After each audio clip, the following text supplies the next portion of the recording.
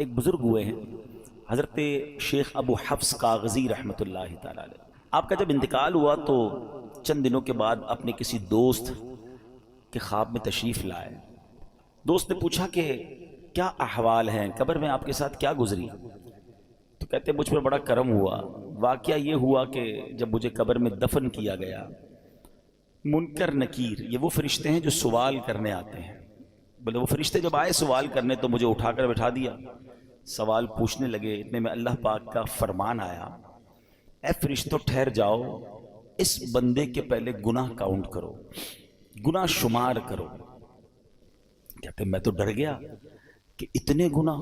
میرے گناہ جب کاؤنٹ ہونا شروع ہوئے تو ڈھیر لگ گئے گناہوں کے.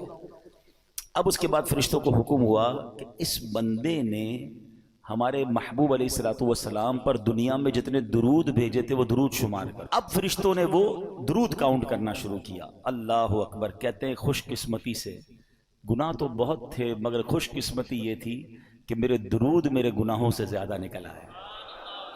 فرشتوں کو حکم ہوا حسبکم یا ملائکتی، اے فرشتوں اب اتنا ہی حساب کافی ہے. اذهبوا به الى جنتی، اس بندے کو میری جنت میں لے جاؤ، یعنی اس کی قبر کو جنت کا باغ بنا دو.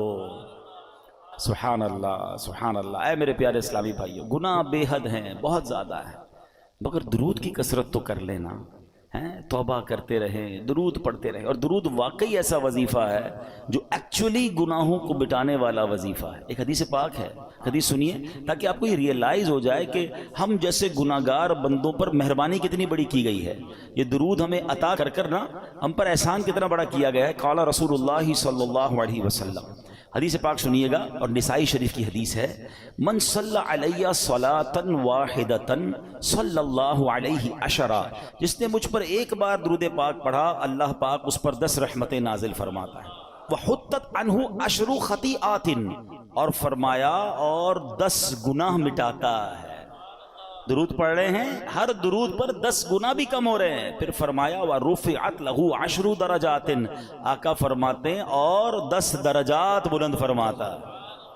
ایک گریڈ دنیا میں بڑھانے کے لیے نا بندہ کدھر کدھر فائل لے کے گھوم رہا ہوتا ہے. سر 17 گریڈ سے 18 کرا دیں، 18 سے 19 کرا دیں، کسی طرح 20 گریڈ لگ جائیں. 21 22 کے بعد تو سنا گریڈ بھی ختم ہو جاتے ہیں. اسی گریڈ کے چکر میں لوگوں کی دنیا گزر گئی. ہر درود پر میرے آقا فرما رہے ہیں 10 درجے بلند ہو رہے ہیں. کیوں نہیں پڑھتے درود پاک؟ روز درجے بلند کریں، 10 گناہ معاف ہو رہے ہیں. تو سبحان اللہ، وہ ہے نا اعمال نہ دیکھے یہ دیکھا، محبوب کے کوچے کا ہے گدا. فرشتوں نے کیا کیا؟ اعمال نہ دیکھے یہ دیکھا. افطار کے بعد تکلیف ختم ہو جاتی ہے، ہم کھاتے پیتے ہیں، موج کرتے ہیں، مگر ثواب باقی رہ جاتا ہے. کبھی کبھی آپ کو کوئی مسجد کے لیے بلاتا ہے، یار چلو بھائی بیان ہو رہا ہے، اجتماع ہو رہا ہے، غلامی کی مصطفیٰ، نہیں یار دل نہیں چاہ رہا. اگر دامن ہاتھ میں تھاما ہوگا نا، سرکار علیہ الصلوۃ والسلام کی غلامی ہوگی، درود پاک کی کثرت ہوگی تو انشاءاللہ خیر ہو جانی ہے. اور اللہ کی رحمت ویسے ہی بہت بڑی ہے.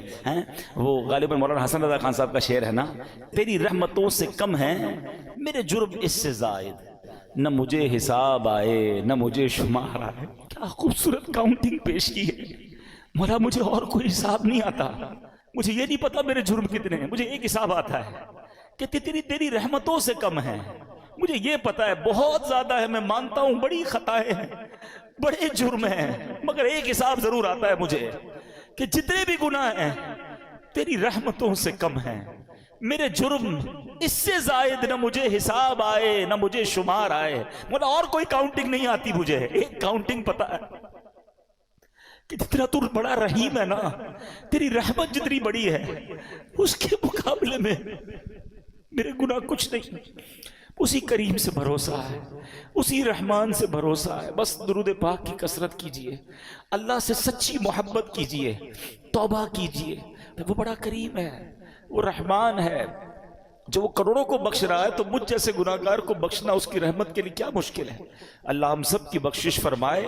نیت کر لیں کہ بس انشاءاللہ آج کے بعد درود پاک کی کثرت کریں گے انشاءاللہ.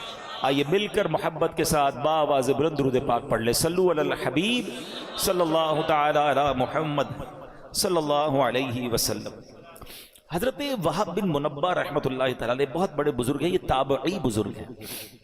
آج یہ بھی سمجھ لے تابعی کس کو کہتے ہیں، صحابی کس کو کہتے ہیں. پہلے یہ ڈیفینیشن سمجھ لے. جس شخصیت نے سرکار دو عالم علیہ الصلوۃ والسلام کا ایمان کی حالت میں دیدار کیا یا صحبت اٹھائی؟ دیدار کرنا شرط نہیں ہے کیونکہ کچھ صحابہ نابینا بھی تھے، صحبت اٹھائی ایمان کی حالت میں اور ان کا انتقال بھی ایمان پر ہوا تو وہ صحابی ہیں. اور سبحان اللہ، ہر صحابی جنتی ہے، ہر صحابی نبی جنتی. ایسے بڑی کمال کی بات ہے، دنیا کا کوئی کتب، کوئی ابدال، کوئی غوث کسی صحابی کے مرتبے پر نہیں پہنچ سکتا ہے، لیکن غوث کتب ابدال کی کتنی عبادتیں ہیں. امام اعظم کے بارے میں آتا ہے 45 سال تک عشاء کے وضو سے فجر پڑھی. غوث پاک کے بارے میں آتا ہے آلموسٹ مور دین 30 ایئرز عشاء کے وضو سے فجر پڑھی، پوری رات کئی سالوں تک قرآن پڑھا. مگر کوئی بھی جس کو کہتے ہیں نا کہ غوث کتب ابدال، کسی ایک صحابی کے مرتبے پر نہیں پہنچ سکتا. اور کئی صحابہ ایسے ہیں جنہوں نے کوئی نماز ہی نہیں پڑھی، کوئی روزہ نہیں رکھا. ہے نا عجیب بات. کیسے ہوتا تھا ایسا؟ جب نبی پاک غزوات کے لیے جاتے تھے، جنگ کے لیے جاتے تھے، تو کچھ لوگ آتے تھے پیارے آقا کی بارگاہ میں، نبی پاک کی باتیں سنتے، آپ کا دیدار کرتے، کلمہ پڑھتے اور جنگ میں شامل ہو جاتے، شہید ہو جاتے. موقع ہی نہیں ملا نماز پڑھنے کا، کوئی وقت ہی نہیں آیا نماز پڑھنے کا. مگر مرتبہ کیا مل گیا کہ کسی غوث کتب ابدال کوئی برابر ہی نہیں پہنچ سکتا. تو پتہ یہ مرتبہ ملا کیسے تھا؟ یہ مرتبہ ملا ہے جلوائے جانا دیکھنے کی برکت سے. اچھا، یہ بڑی عشق والی اور بڑی گہری بات ہے. افطار کے بعد تکلیف ختم پڑھی نہیں ہے، ہم کھاتے پیتے ہیں، موج کرتے لیکن ہیں، ہے بڑی گہری بات. ثواب باقی رہ جاتا ہے. کسی کی منہ کبھی آپ کو کوئی مسجد کے میں بلاتا ہے، یار چلو بھائی بیان ہو رہا ہے، اجتماع ہو رہا ہے، کوئی نیکی کی بات ہو رہی ہے، نہیں یار دل نہیں چاہ رہا. تحفہ دینا ہے. حبیب پاک کے چہرہ انور کی جس نے زیارت کر لی، صرف زیارت ایمان کی حالت میں کر لی اور اس کا خاتمہ ایمان پر ہو گیا، رب کریم نے اس کو انعام کیا عطا فرمایا کہ اس کو صحابی بنا دیا. اب دنیا کا کوئی غوث، کوئی کتب، کوئی ابدال اس کے مرتبے پر نہیں پہنچ سکتا. یہ محبوب کریم کے جلوے کی رعنائیاں اور ان کے دیدار کی برکتیں ہیں. اور پھر تابعی کس کو کہتے ہیں؟ یہ سیکنڈ لیئر ہے. فرسٹ لیئر صحابی ہے، سیکنڈ لیئر ہے تابعی. یہ وہ لوگ ہیں کہ جنہوں نے کسی صحابی کا ایمان کی حالت میں دیدار کیا اور ان کا خاتمہ بھی ایمان پر ہوا. یہ ہے تابعی. تابعی بھی جنتی ہیں. اور پھر فرمایا کہ جس نے کسی تبع تابعی کہلاتے ہیں، جس نے ایمان کی حالت میں کسی تابعی کا دیدار کیا اور اس کا انتقال بھی ایمان پر ہوا، اس کو تبع تابعی کہتے ہیں. یہ 3 ادوار ہیں. کبھی آپ کتاب میں پڑھیں گے نا، پرانی کتابوں میں قرون ثلاثہ پڑھیں گے آپ. 3 ٹاپ لیول کے دور، 3 ادوار، the top era of the world. یہ 3 وہ دور ہیں جو سب سے مبارک دور کہلائے. نمبر 1 صحابہ، پھر تابعی اور پھر تبع تابعی. اب یہ جو حضرت وہب بن منبہ ہیں یہ تابعی ہیں. چلے ایک اور آپ کی معلومات میں اضافہ کر دوں. 4 فقہ کے امام ہیں، امام اعظم ابو حنیفہ، امام شافعی، امام احمد بن حنبل اور امام مالک. چاروں کمال ہیں، چاروں ہمارے سر کے تاج ہیں. ٹھیک ہے، لیکن ان چاروں میں افضل کون ہیں؟ امام اعظم ابو حنیفہ ہیں، کیونکہ آپ تابعی ہیں. امام اعظم نے کئی صحابہ کی صحبت اٹھائی، ان سے ملاقات کی، ان کا دیدار کیا. بہرحال اب میں آتا ہوں اس واقعے کی طرف. ون آف دا امیزنگ واقعہ ہے. حضرت وہب بن منبہ کہتے ہیں کہ حضرت ابراہیم خلیل اللہ علی نبینا علیہ السلام، ٹھیک ہے، یہ اللہ کے خلیل، اللہ کے دوست. اور اللہ اکبر، موضوع میرا آج نہیں ہے لیکن باتیں ذہن میں آتی جا رہی ہیں.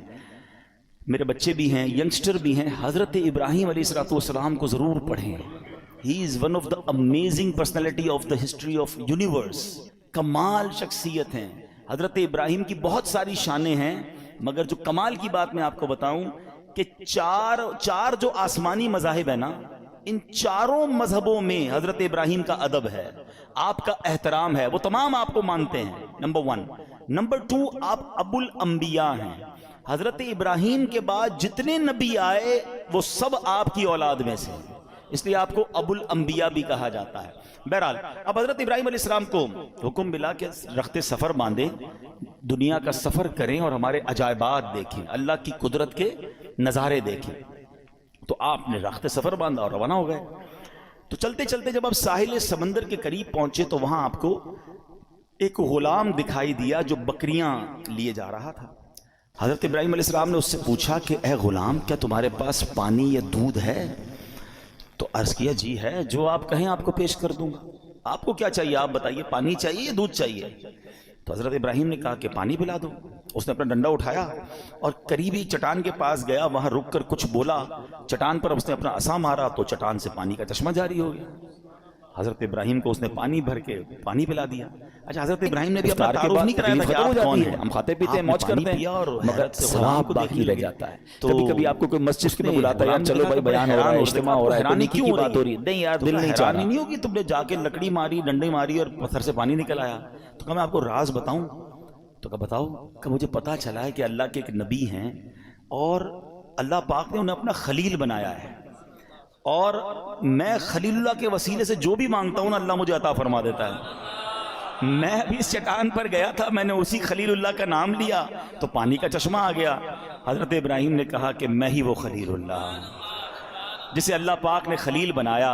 اللہ اکبر. یہ سن کر تو غلام کی خوشی کی انتہا نہیں رہی کہ میں تو روز جس کے وسیلے سے کام کر رہا ہوں وہ آج میرے سامنے آ گئے. وہ کہتے نا, وہ آئے ہمارے گھر خدا کی قدرت ہے, کبھی ہم ان کو کبھی اپنے گھر کو دیکھتے ہیں. دل ہی دل میں اپنی قسمت پر فخر کر رہا تھا. کہتے واقعی سچ بتا دے آپ ہی خلیل اللہ ہیں. حضرت ابراہیم فرماتے ہیں ہاں میں ہی خلیل اللہ ہوں. اللہ اکبر. یہ سننا تھا کہ وہ غلام بے ہوش ہو کر گرا, یعنی خوشی کے مارے اسے کنٹرول نہیں ہوا اور اس کی روح قبض ہو گئی. روایت میں آتا ہے اس وقت آسمان سے ایک نور اترا اور اس نور نے خوش نصیب غلام کی لاش کو ڈھانپ لیا. جب وہ نور چھٹا تو پتہ نہیں چلا وہ لاش کہاں گئی. وہ نور سے اٹھا لیا گیا یا زمین میں دفن کر دیا گیا. یہ ایک واقعہ آپ کے ساتھ ہوا. آپ اور آگے بڑھے, ایک پہاڑ پر پہنچے, وہاں ایک گھر تھا, اس کے 2 دروازے تھے. آپ علیہ السلام اندر داخل ہوئے. اندر ایک تخت تھا, اس کے اوپر کسی کی لاش رکھی ہوئی تھی اور اس کے اوپر 70 خوبصورت حلے, خوبصورت لباس ڈالے ہوئے تھے, اور سر کے پاس ایک تختی رکھی ہوئی تھی لاش, اس کے اوپر 70 قسم کے ڈریسز اور ایک تختی تھی. تو حضرت ابراہیم علیہ السلام نے جب اس تختی کو پڑھا تو اس پر پتہ ہے کیا لکھا تھا؟ میں شداد بن عاد ہوں, میں 1000 سال زندہ رہا, میں نے 1000 لشکروں کو شکست دی, میں نے ہی شہر ارم بنایا, مگر افسوس جب میری موت کا وقت قریب آیا تو میری ساری تدبیریں رد ہو گئیں. میں نے دنیا بھر سے ڈاکٹروں کو جمع کیا, کوئی بھی میری موت کو ٹال نہ سکا. بس جس نے بھی مجھے دیکھا اب اسے دنیا کے دھوکے میں نہیں آنا چاہیے. اے لوگو, خود پر دنیا کے دروازے تنگ رکھو. تم اتنی بادشاہت کے مالک نہیں ہو جیسی بادشاہت کا مالک میں تھا. تم اتنا عرصہ زندہ نہیں رہے, نہ رہو گے جتنا عرصہ میں زندہ رہا. تم اتنا جمع نہیں کر سکو گے جتنا میں نے جمع کیا. ہاں ہاں سن لو, دنیا دھوکے باز ہے, قاتل ہے, اپنے طلبگار کے ساتھ کھیل کھیلتی رہتی ہے. یہ عجوبہ دیکھ کر حضرت ابراہیم علیہ السلام واپس تشریف لے آئے. شاعر کہتے ہیں نا, بے وفا دنیا پہ مت کر اعتبار, تو اچانک موت کا ہوگا شکار. موت آ کر ہی رہے گی یاد رکھ, جان جا کر ہی رہے گی یاد رکھ. گر جہاں میں 100 برس تو جی بھی لے, قبر میں تنہا قیامت تک رہے. جب فرشتہ موت کا چھا جائے گا, پھر بچا تجھ کو نہ کوئی پائے گا. موت آئی پہلواں بھی چل دیے, خوبصورت نوجوان بھی چل دیے. دنیا میں رہ جائے گا یہ دبدبا, زور تیرا خاک میں مل جائے گا. 2 واقعات. افطار کے بعد تکلیف ختم ہو جاتی ہے, ہم کھاتے پیتے ہیں, موج کرتے ہیں, مگر ثواب باقی رہ جاتا ہے. کبھی کبھی آپ کو کوئی مسجد میں بلاتا ہے, یار چلو بھائی بیان ہو رہا ہے, اجتماع ہو رہا ہے, کوئی نیکی کی بات ہو رہی ہے, نہیں یار دل نہیں چاہ رہا. اور اس عقیدے کی برکت دیکھیں کہ ان کے وسیلے سے جو مانگتا تھا اللہ عطا فرما دیتا تھا. ایکچولی یہ جو دعائیں ہیں نا, ان دعاؤں میں جو مین چیز ہوتی ہے نا, وہ آپ کا بلیف کا اسٹینڈرڈ کتنا ہے, لیول بلیف کیا ہے. اس کو محبت اتنی تھی حضرت ابراہیم سے, بھروسہ اتنا تھا اللہ پر کہ میں خلیل اللہ کا وسیلہ جب اللہ کی بارگاہ میں پیش کروں گا, اللہ میری مشکلیں ٹال دے گا, میری مصیبتیں حل کر دے گا. اور ایسا ہی ہوتا تھا. اس سے پتہ چلا کہ حضرت ابراہیم علیہ السلام کی شان بھی کیا ہے. اور اس واقعے سے یہ بھی پتہ چلا کہ اللہ والوں کا وسیلہ بارگاہ الہی میں دینے سے بعض اوقات کام ہو جاتے ہیں, اور اس میں کوئی حرج نہیں ہے. یہ تابعی بزرگ واقعہ بیان کر رہے ہیں, اس سے یہ سیکھنے کو مل رہا ہے کہ اللہ والوں کا وسیلہ پیش کر کے اللہ کی بارگاہ میں دعا مانگیں تو دعائیں قبول ہوتی ہیں. بہرحال دوسرا واقعہ جو تھا وہ بڑا ہی عبرت انگیز ہے, ہمارے لائف سٹائل کے حوالے سے وہ بڑا ریلیونٹ ہے. شداد کون تھا؟ بڑے روب و دبدبے والا بادشاہ تھا. یہ غیر مسلم تھا، اور اس کے بارے میں اس نے کیا کیا تھا کہ اس نے جنت کا ذکر سن رکھا تھا غیر مسلم، مگر اسے سن رکھا تھا کہ مرنے کے بعد مسلمانوں کے پاس ایک کانسیپٹ ہے کہ جنت میں ان کو ڈالا جائے گا، تو اس نے کہا میں مرنے کا انتظار کیوں کروں اور مسلمان کیوں ہوں، میں خود ہی جنت بنا لیتا ہوں۔ شداد کی جنت دنیا میں مشہور تھی، اس نے کیا کیا، ایک عظیم شہر بنایا۔ ہم کیا امیجن کرتے ہیں حدیثوں میں نا کہ سونے کی اینٹیں ہوں گی، اس نے لٹرلی سونے کی اینٹوں سے محل بنائے، زبرجد اور یاقوت کے ستون کھڑے کیے، سنگریزوں کی جگہ خوبصورت موتی بچھا دیے، ہر محل کے گرد جواہرات بچھا کر اوپر نہریں جاری کی، طرح طرح کے درخت اگائے، غرض ایسا عظیم شہر بنایا۔ نہ دنیا میں اس سے پہلے کوئی ایسی سٹی کریٹ ہوئی، نہ اس کے بعد کبھی ہوئی۔ اور جب شہر مکمل ہو گیا نا، یعنی یہ شداد کا واقعہ کوئی افسانہ نہیں ہے، قرآن میں اس کا ذکر موجود ہے۔ اللہ قرآن میں فرماتا ہے فَصَبَّ عَلَيْهِمْ رَبُّكَ صَوْتَ عَذَابٍ إِنَّ رَبَّكَ لَبِالْمِرْصَادِ، تو ان پر تمہارے رب نے عذاب کا کوڑا برسایا، بے شک تمہارا رب یقیناً دیکھ رہا ہے۔ اللہ اکبر، اتنی دولت، اتنا مال، مگر ہوا کیا کہ شداد اس شہر میں قدم بھی نہیں رکھ سکا۔ جب وہ کریٹ ہو گیا، جب اس کی اوپننگ سیریمنی کا وقت آیا، شداد کو بلایا گیا کہ جناب اب آپ نے اس شہر میں داخل ہونا ہے جو آپ نے جنت دنیا میں بنائی ہے، مگر اس سے پہلے اسے موت نے آ لیا۔ جہاں میں ہے عبرت کے ہر سو نمونے، مگر تجھ کو اندھا کیا رنگ و بو نے۔ کبھی غور سے بھی یہ دیکھا ہے تو نے، جو آباد تھے وہ محل اب ہیں سونے، جگہ جی لگانے کی دنیا نہیں ہے، یہ عبرت کی جا ہے تماشا نہیں ہے۔ ایسے کئی واقعات آپ نے بھی دیکھے ہوں گے، اپنی لائف میں دیکھے ہوں گے۔ بڑی تیاری کرتا ہے انسان، بڑی پلاننگ کرتا ہے، ابھی یہاں پہنچنا ہے، ابھی یہ گھر کمپلیٹ کروں گا، ابھی یہ بلڈنگ بنا لوں گا، ابھی بزنس سیٹل کروں گا، ابھی فلاں ملک پہنچ جاؤں گا، اور اچانک اس کی زندگی کا وقت پورا ہو جاتا ہے۔ آپ کو پتہ ہے شب برات جو رات ہے، وہ رات کون سی رات ہے کہ اس رات فیصلے ہونے ہیں، اس رات یہ لکھا جانا ہے۔ جی ہاں، روایتوں میں مضمون ملتا ہے کہ یہ وہ رات ہے کہ جس رات یہ ڈیسیشن لیا جائے گا۔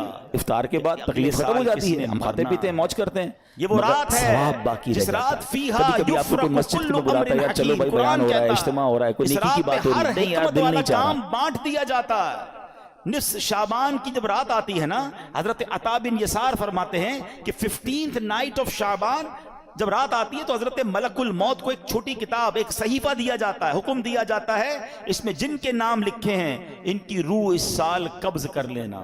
یہ ڈیوٹی دے دی جائے گی کہ اس اگلے سال میں کس نے دنیا سے جانا ہے۔ وہ آپ فرماتے ہیں آدمی شادی بیاہ میں مصروف ہوتا ہے، گھر کی تعمیر و ترقی میں لگا ہوتا ہے، جبکہ اس کا نام مردوں کی فہرست میں لکھا جا چکا ہوتا ہے۔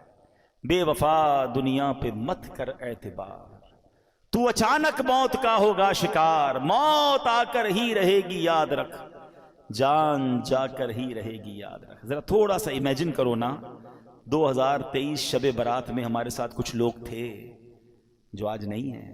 اٹ مینز ان کا نام اس رات ڈیسائیڈ ہو چکا تھا اور وہ ڈیلیور کر دیا گیا تھا۔ ہمیں نہیں، ان کو بھی نہیں پتا تھا، ہمیں بھی نہیں لگتا تھا یار یہ تو آس پاس ہی رہتے ہیں یار، یہ کدھر جائے گا، مگر he is not with us right now. کہاں ہیں؟ اپنی قبر میں۔ اگلی شب برات پھر آنی ہے، ہو سکتا ہے پھر مسجد میں اجتماع ہوگا، ہو سکتا ہے میں نہ ہوں، ہو سکتا ہے آپ نہ ہوں۔ کس بات کا غرور ہے یار، کس بات کی پلاننگ ہے؟ اتنے جنازے اٹھنے کے بعد بھی ہمارے اوپر غفلت ہے۔ میں ریسنٹلی ایک واقعہ ہوا ہے، بہت ہی میرے کلوز فرینڈ ہے، میں نام نہیں لوں گا، ان کے رشتہ دار یہاں موجود ہیں، مگر اس لیے وہ واقعہ بیان کر رہا ہوں کہ بہت کچھ سیکھنے کو ہے ہمارے لیے اس میں۔ ابھی پچھلے دنوں کی بات ہے، دنیا بھر سے لوگ جرمنی میں جمع ہوتے ہیں، ایک بزنس جو ہے وہ ایگزیبیشن لگتا ہے، ایم ٹیکس ہیں، بڑے بڑے بزنس مین جاتے ہیں وہاں پر۔ اس بار اتفاقاً مجھے بھی جانے کا موقع ملا۔ ہماری نیت بزنس کی نہیں تھی، ہم الحمدللہ یہ نیت لے کر گئے تھے کہ جب دنیا بھر کے بزنس کمیونٹی کے لوگ جمع ہو رہے ہیں تو کیوں نہ ہم، ویسے ہی جرمنی میں دعوت اسلامی کا بڑا کام ہے، تو ہم نے سوچا کہ ہم اپنا دعوت اسلامی کا کام بھی دیکھ لیں گے اور اس ایگزیبیشن میں جا کر بھی اسلام کی دعوت، نیکی کی دعوت اور لوگوں کو اللہ رسول کی بات پہنچائیں گے۔ میرے بہت اچھے وہ دوست بھی تھے، بہت، اگر وہ آج حیات ہوتے تو آج ہمارے اجتماع میں ہوتے، وہ اس مسجد میں بھی اجتماع میں آتے تھے۔ اتنا ہماری، یعنی سمجھ لیں ہماری اس فیملی کا حصہ تھے وہ، ٹھیک ہے نا۔ کیا ہوا اب دیکھیں، مطلب کہاں موت آ سکتی ہے، کیسے موت آ سکتی ہے، اب ذرا سمجھیے گا۔ اچھا میں اور آپ آج تک جب بھی جہاز میں بیٹھے ہیں، ہمیں ایک ہی ٹینشن ہوتی ہے جہاز گر نہ جائے. ایسا ہی ہے نا, سیٹ بیلٹ باندھ لیں, جہاز جب ببل کرتا ہے تو ہمیں گھبراہٹ ہوتی ہے کہ یار جہاز کریش ہو گیا تو مر جائیں گے. وہ جہاز میں بیٹھے, وہ جہاز کریش نہیں ہوا, 200-300 مسافر تھے, سب جرمنی پہنچے, مگر جہاز میں کم و بیش 35,000 فٹ کی بلندی پر ان کی روح قبض ہو گئی. وہ جہاز میں تھے, میں جرمنی ایئرپورٹ پہ لینڈ ہوا, مجھے میسج آیا, مجھے یقین نہیں آیا. میں نے کہا اچھا, میسج بھی بڑا عجیب تھا کہ فلاں بھائی کا جہاز میں انتقال ہو گیا اور ابھی کچھ گھنٹوں بعد جرمنی فلائٹ اترے گی. میں نے کہا یار جہاز میں انتقال ہوا ہے تو خبر کیسے باہر آ گئی؟ اب تو خیر جہاز میں انٹرنیٹ آ گیا ہے. اب میں نے ان کے رشتہ داروں کو تلاش کرنا شروع کیا, ان کے کچھ رشتہ دار بھی جرمنی میں تھے, میں نے ان کو فون کیا. میں بھی ایئرپورٹ پہ ہی ہوں, جرمنی فرینکفرٹ ایئرپورٹ پہ ہی تھا. جہاز سے اترا, مجھے میسج آیا, مجھے یقین نہیں آیا کیونکہ مجھے یہ پتا تھا کہ یہ سارے آ رہے ہیں جرمنی. ان کے رشتہ دار کو کال کیا, وہ کہتے ہیں ہمارے پاس بھی افطار کے بعد تکلیف ختم ہو جاتی ہے, ہم کھاتے پیتے ہیں, موج کرتے ہیں, مگر ثواب باقی رہ جاتا ہے. کبھی کبھی آپ کو کوئی مسجد میں بلاتا ہے, یار چلو بھائی بیان ہو رہا ہے, اجتماع ہو رہا ہے, کوئی نیکی کی بات ہو رہی ہے, نہیں یار دل نہیں چاہ رہا. اب فلائٹ کب لینڈ ہوگی؟ تو کہا فلائٹ ابھی 5 گھنٹے باقی ہیں یا 4 گھنٹے باقی ہیں. میں بھی انتظار کرتا رہا, بار بار ہم فون پہ رابطے میں رہے, اور جیسے ہی جہاز لینڈ ہوا تو یہ خبر پکی تھی کہ دبئی سے جب جہاز اڑا کچھ گھنٹوں 1 یا 2 گھنٹے بعد ان کی طبیعت بگڑی. جہاز میں جو بھی فرسٹ ایڈ دیا جا سکتا تھا دینے کی کوشش کی گئی, مگر ان کا وقت پورا ہو گیا. نماز پڑھ کر دبئی ایئرپورٹ پہ بتایا, انہوں نے وضو کیا, اسلامی اپنے دوستوں کو کہا چلو یار نماز پڑھ لیں. انہوں نے نماز پڑھی, ماشاءاللہ نیک آدمی تھے, نمازی آدمی تھے, ہماری محفل و اجتماعات میں آتے تھے, اور جہاز کے اندر ان کا انتقال ہو. اللہ پاک ان کی مغفرت فرمائے, ان کے درجات بلند فرمائے, جنت الفردوس میں اعلیٰ مقام عطا فرمائے. بہرحال الحمدللہ وہاں دعوت اسلامی کا نیٹ ورک تھا, وہاں پر ان کو ماشاءاللہ غسل بھی سنت کے مطابق دیا گیا. اللہ کی رحمت سے نگران شورا وہاں موجود تھے, انہوں نے جنازہ پڑھایا. دنیا بھر کے بزنس کمیونٹی کے لوگوں نے جنازے میں شرکت, دعوت اسلامی کا مرکز فرینکفرٹ فیضان مدینہ میں, یہ سب ہوا. مطلب یوں دیکھا جائے تو آخری جو فیونرل تھا یا آخری جو ان کے جو رسمیں تھی وہ تو بہترین ہو گئی, لیکن ہم سب کو وہ ایک پیغام دے کر گئے, جگہ جی لگانے کی دنیا نہیں ہے, یہ عبرت کی جا ہے تماشا نہیں. اب بھی اگر مجھے اور آپ کو احساس نہیں ہوگا کہ میں کبھی بھی مر سکتا ہوں, یعنی پلان اتنے سارے کرنے والا کیوں نہیں سوچتا آگاہ اپنی موت سے کوئی بشر نہیں, سامان 100 برس کا ہے پل کی خبر. آپ میں سے بہت سارے لوگ قبرستان گئے ہوں گے, جانا چاہیے. شب برات سنت ہے قبرستان, رشتہ داروں کی قبریں ہوتی ہیں, مرحومین کی قبریں ہیں, جانا چاہیے, فاتحہ پڑھنی چاہیے. لیکن 2 باتیں قبرستان کے حوالے سے بھی عرض کر دوں. قبرستان جب بھی جائیں, اگر آپ کی کسی ریلیٹیو کی قبر ہے اور وہ قبر ایسی جگہ پر ہے کہ جہاں آپ کو کئی قبریں پھلانگ کر پیر رکھ کے وہاں جانا پڑے گا, تو پھر نہ جائیں, کیونکہ قبر پر پیر رکھنا ناجائز ہے. بلکہ ایسے راستے پر چلنا جس کے بارے میں یہ گمان ہو کہ یہاں پہلے قبریں تھیں اب راستہ بنایا گیا, وہاں بھی چلنا حرام ہے, تو نہ جائیں. ٹھیک ہے, آپ باہر ہو کے فاتحہ پڑھ لیں, انشاءاللہ آپ کی حاضری ہو جائے گی. السلام علیکم یا اہل القبور یغفر اللہ لنا ولکم وانتم سلفنا ونحن بالاثر. بڑی پیاری دعا ہے, اس دعا کا معنی بھی بڑا عبرت والا ہے. بات پتہ کیا ہے, ہم دعائیں پڑھتے ہیں اس کا معنی نہیں پتا ہوتا. اگر صرف اس ایک دعا کو سمجھ جاؤ نا تو جو میں بیان کر رہا ہوں آپ کو سمجھ آ جائے گا. دعا کیا ہے, یاد بھی ہوگی آپ کو. السلام علیکم یا اہل القبوری, کیا معنی ہے, اے قبر والوں تم پر سلام ہو. یغفر اللہ لنا ولکم, اللہ تمہاری اور ہماری مغفرت فرمائے. وانتم سلفنا ونحن بالاثر, تم پہلے چلے گئے ہمیں پیچھے آنا ہے. ہائے ہائے, یہ پیغام ہے اس دعا میں کہ قبریں دیکھ کر یاد کرو کہ یہ چلے گئے اب تم نے جانا ہے. قبرستان جاتے ہیں پھر بھی چہرے پہ ہنسی ہے, پھر بھی انجوائمنٹ ہے, پھر بھی موبائل فون ہے. قبر کی کسی کو تدفین ہو رہی ہوتی ہے نا تو باہر وہاں بیٹھ کے سگریٹ پی رہے ہوتے ہیں, گپے لگا رہے ہوتے ہیں, بزنس کی باتیں کر رہے ہوتے ہیں. یار قبرستان جا کر تو یاد کر لو کہ کل میری باری آنے والی ہے. عبرت جس کو کہتے ہیں میسج لینے کا انداز ہی نہیں ہے. ہمارے بزرگان دین کیسے عبرت کے مدنی پھول لیتے تھے, لیکن ہمیں عبرت لینا نہیں آتا ہے. اب ذرا سوچیں. اچھا چلیں اس دعا میں ایک اور بات بھی سیکھ لیجئے. ماشاءاللہ وہی والی بات ہے نا, جو چیز سیکھنے کو مل جائے تو سیکھ لینی چاہیے. تو سیکھنی کیا ہے کہ اس میں کیا میسج ملا, دعا کیا ہے, دوبارہ ختم ہو جاتی ہے. السلام علیکم, موج کرتے ہیں یا اہل القبور. واہ بھائی واہ, مسئلہ تو حل ہو گیا. آپ کو کوئی مسجد میں بلاتا ہے, یار چلو بھائی بیان ہو رہا ہے, اجتماع ہو رہا ہے, کوئی نیکی کی بات ہو رہی ہے, نہیں یار دل نہیں چاہ رہا. تم پر سلام ہو. قبرستان میں سارے اللہ کے ولی ہیں, بتاؤ نا, سارے صحابہ ہیں, سارے جنتی ہیں, ہمیں کیا پتا ہے شرابی کی بھی قبر ہے، کبابی کی بھی قبر ہے، نمازی کی بھی قبر ہے، نیک کی بھی قبر ہے، گناہ اللہ سب کی مغفرت فرمائے. مگر عام مسلمانوں کو حدیث کیا بتا رہی ہے؟ یا اہل القبور، اے قبر والو تمہیں سلام ہو. بڑا سمپل سوال ہے، جب قبر والوں کو یا اہل القبور کہنا دعا سے حدیث سے ثابت ہے، ہم ادھر اگر اللہ کے ولی کو یا غوث اعظم کہتے ہیں تو کیا پرابلم ہے؟ یا رسول اللہ کہتے ہیں تو کیا پرابلم ہے؟ آپ تو گناہ گار کو یا اہل القبور کہنے کی اس دعا میں اجازت ہے.